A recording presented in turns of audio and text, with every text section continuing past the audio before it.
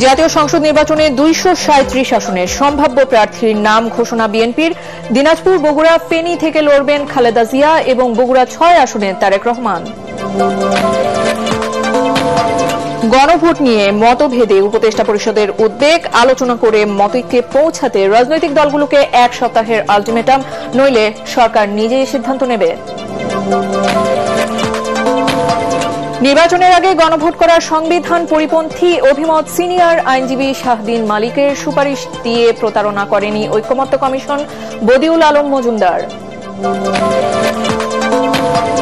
গণভোট ইস্যুতে রাজনৈতিক দলগুলোর আলোচনায় প্রধান উপদেষ্টাকে রেফারির ভূমিকা নেয়ার আহ্বান জামায়াতের। 5 দফা দাবি আদায়ে আন্দোলন অব্যাহত রাখার ঘোষণা সমমনা 8 দলের।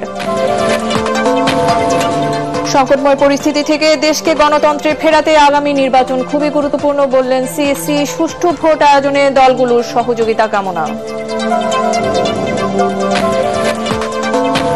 এবং বারবার দুর্ঘটনায় মেট্রো রেল নকশা ও ত্রুটি বিচ্যুতি খতিয়ে দেখতে বিদেশ থেকে আনা হচ্ছে বিশেষজ্ঞ।